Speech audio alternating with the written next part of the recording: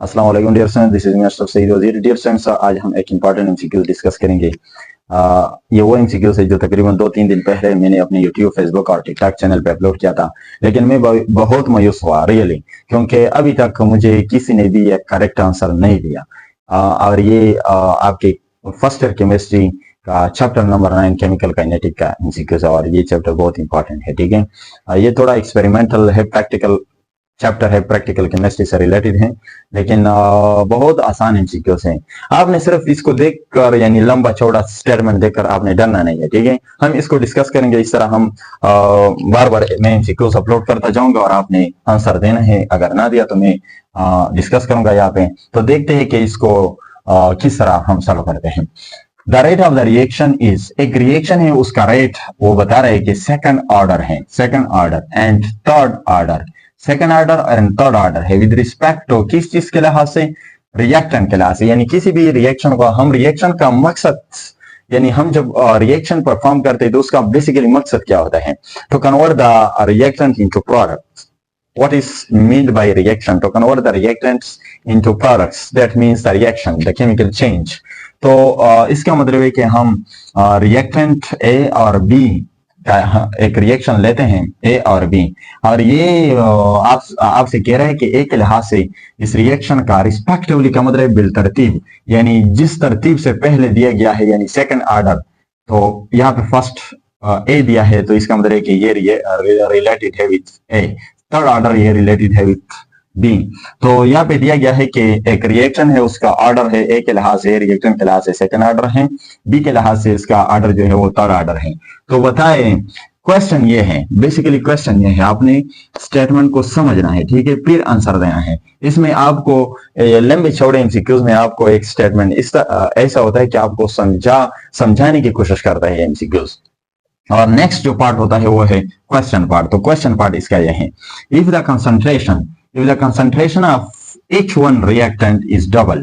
अब बता रहे हैं कि यहाँ पे जो दो रिएक्टेंट हैं ए और बी, अगर इन दोनों का कंसंट्रेशन क्या किया जाए, डबल किया जाए, the rate of the reaction will B dash dash times increase. तो इंक्रीज मांगा है कि कितना इंक्रीज आएगा इस केमिकल रिएक्शन के रेट में, स्पीड में। रेट का मतलब है स्पीड में, कि कितने, यानी कितना अमाउंट ऑफ द रिएक्टेंट्स ए और बी का प्रोडक्ट में जाएगा इन 1 सेकंड, इन पर सेकंड। तो दैट इज कॉल्ड रेट और स्पीड ऑफ द रिएक्शन। यहाँ पे ऑप्शन है 12 times, 16 times, 14, 24 times and 32 times. ठीक है, करेक्ट ऑप्शन ये है, अभी से मैं बता रहा हूँ। ठीक है, आगे जाते हैं कि क्यों ज्यादातर स्टूडेंट्स ने ये आंसर दिया था और ज्यादातर ये दिया था। ये क्यों दिया था ये मैं बता रहा हूँ, मैं अभी बताता हूँ। ठीक है, कि क्यों दिया था और ब्लंडर क्या किया था स्टूडेंट्स ने। ठीक है, तो सबसे पहले स्टेप 1 जो करना है आपने, इस स्टेटमेंट से आपने रेट इक्वेशन को डिराइव करना है। रेट इक्वेशन हम जानते हैं कि rate of the reaction right यानी आर के बराबर है, आर से हम रिप्रेजेंट करते हैं।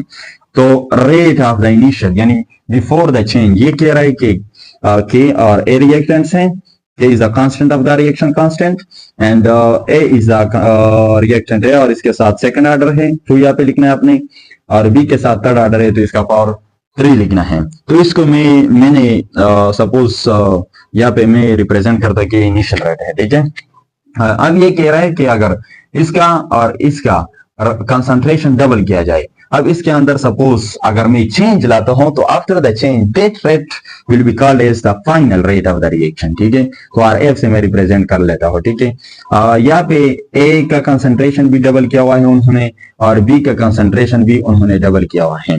यहाँ पे अगर मैं देखूं तो ये पावर यहाँ पे भी है और यहाँ पे भी है, ये पावर यहाँ पे भी है और यहाँ पे भी है। तो इसका मतलब है कि R F is equal to, इसको मैं अगर बाहर निकाला और 2 पावर ले लो, तो यहाँ पे जरब है, तो इसका मतलब है कि अगर इस 2 को मैं बाहर निकालो और इस पे पावर ले लो 3 का, तो बाकी जो यहाँ पे बचता है वो है हमारे पास के, इसके अंदर अपना जो रेट है A power 2 with the second order and B, और इसका जो पावर है वो है 3 है थर्ड ऑर्डर। ठीक है, अब अगर यहाँ पे हम देखें तो that is equal to the rate of the reaction before the change R I के बराबर है। ठीक है, तो इस यहाँ पे इसका मतलब है कि ये टर्म जो है ये हमारे पास आर आई के बराबर है। यहाँ पे ये मैं क्यों आर एफ और आई से रिप्रेजेंट कर रहा हूँ, ये इसलिए कि यहाँ पे एक बहुत इंपॉर्टेंट एमसीक्यूज छुपा हुआ है। ठीक है, यानी सिर्फ इस तरह ये तो बहुत इजी है, इसके उल्टा भी आपको दे सकता है, वो लास्ट में मैं बता देता हूँ। आर एफ अगर 2 मल्टीप्लाई 2 कर लो तो यहाँ पे आता है 4।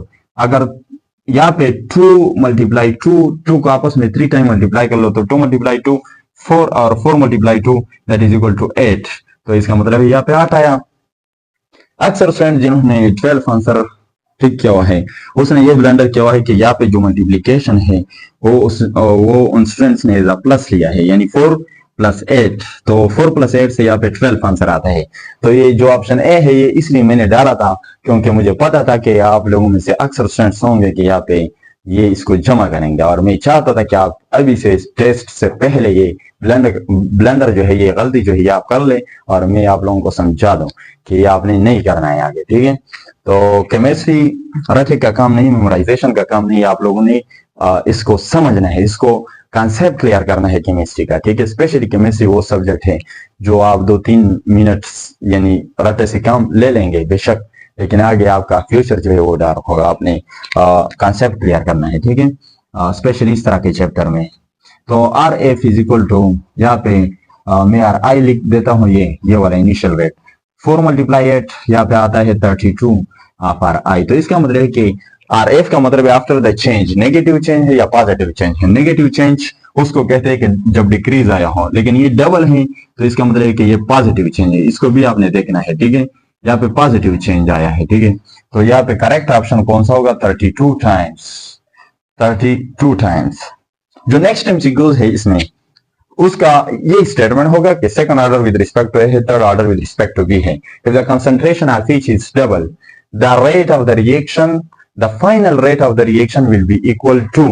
फाइनल रेट अगर मांगे तो यहाँ पे ये भी, अभी तो ये ऑप्शन है तो वहां पे इस तरह कुछ ये ऑप्शन देंगे 12 of RI, option B 16 of RI। वही ऑप्शन मैं देता हूँ लेकिन यहाँ पे सिर्फ RI इनिशियल रेट लिख देता हूँ। ठीक है, 24 of RI and option D 32 of RI।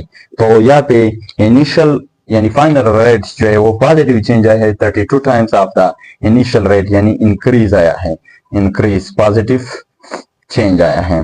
तो अगर इस तरह इसी स्टेटमेंट के लिए अगर फाइनल रेट मांगे तो ये किस चीज के बराबर है? Final rate of the reaction यानी RF के बराबर है। और ये क्या है? ये सिंपल एमसीक्यू है, तो यहाँ पे 32 सिर्फ इंक्रीज मांगा है। ठीक है, wish you best of luck dear students.